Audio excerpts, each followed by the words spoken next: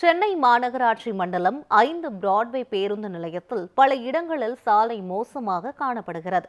மேலும் பேருந்து வெளியே வரும் இடத்தில் மிகவும் மோசமான சூழலில் அதிக பள்ளத்தோடு சாலை உள்ளதால் பொதுமக்கள் சாலையை சிரமத்துடனே கடக்கிறார்கள். இதுகுறித்து நமது செய்தியாளர் அன்பழகன் வழங்கிய கூடுதல் தகவல்களை தற்போது பார்க்கலாம். சென்னை மாநகராட்சி மண்டலம் 5 பகுதிக்குட்பட்ட பிராட்வே பேருந்து நிலையத்தான் நம்ம நிற்கிறோம். இந்த பேருந்து நிலையத்தை அதிகமான பேருந்தில் வரக்கூடிய பகுதி இது.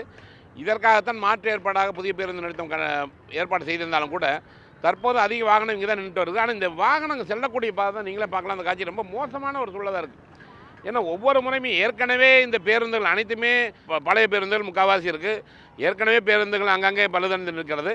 இந்த சூழலில் இங்கிருந்து வரக்கூடிய இந்த பேருந்துகள் வெளியே செல்லக்கூடிய பகுதி மிகவும் மோசமாக உள்ளது. அதுவும் குறிப்பாக இப்போ உள்ளது வேறு மின்சார பேருந்து வேறு, அவர்களும் புதிதாக பேருந்து வாங்கியிருக்கார்கள்.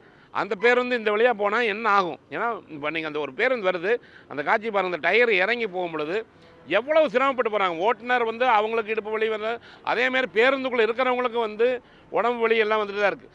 இந்த சூழலில் இங்கே இந்த பகுதி மிகவும் மோசமாக தான் இருக்குது. உடனடியாகவே ஒரு தற்காலிக சாலையாக அமைக்கணும். அது இப்போ வெய்ய காலம் தொடங்கி வெயில் அடிக்க தொடங்கி இந்த நேரத்தில் தான் இந்த சாலையை சீரமைக்கணும். இவங்க என்ன பண்ணுறாங்கன்னா தொடர்ந்து ஒவ்வொரு முறையுமே இந்த மழை பெய்யும் பொழுது தான் சாலையை போடுவாங்க. சாலையை போட்டால் உடனே அந்த சாலையை அடிச்சிட்டு போயிடும். அப்போ ஒவ்வொரு முறையுமே அவங்க இந்த மழை காலத்தில் அந்த ரோடு போடும் பொழுது ஒரு சிரமமாக தான் இருக்குது. இப்போ இந்த வாகனம் புது வாகனம், இந்த வாகனமே எவ்வளோ சிரமப்பட்டு போகுது. இந்த வாகனத்தில் ஒரு புது வண்டியே இவ்வளோ தூரம் இறங்கி போகும் பொழுது அதிகமாக சேதம் ஏற்படும். தற்காலிகமாக சாலை போடுறாங்க. ஆனால் இதுக்கு நிரந்தர தீர்வு ரொம்ப ரொம்ப முக்கியம். கட்டிடக் கழிவுகள் கொண்டு வந்திருக்காங்க. இருந்தாலும் மழைக்கு முன்னே போடணும். உடனடியாக மாநகராட்சி நிர்வாகம் தலையிட்டு உள்ள நடவடிக்கை எடுக்கணும். அதேபோல் போக்குவரத்துறை அதிகாரிகளும் அவர்களுக்கு உயர் அதிகாரிகளை சொல்லி நிரந்தர தீர்வாக இந்த சாலை அமைக்க விட வேண்டும். ஒளிப்பதிவு விக்ரமுடன் அன்பழகன். பள்ளமாக இருக்குது. இதுக்கு கார்பரேஷன் சீக்கிரம் நடவடிக்கை தான் நல்லாயிருக்கும். பஸ்ஸு போகிறதுக்கு வரதுக்கெலாம் போக்குவரத்து ரொம்ப பாதிக்கிறாங்க. மழை டைமில் இன்னும் பள்ளமாக இருக்குது. ஜனங்க உழுந்து தடுமாறி உழுந்து போகிறாங்க. வண்டி அப்செட் ஆகுது. வண்டி ஸ்லிப்பாகுது. பயணிகள் ரொம்ப கஷ்டமாகுது. அதாங்க ரிவேர்ஸ் பார்த்து சரியாக எடுக்க மாட்டாங்க வண்டியை.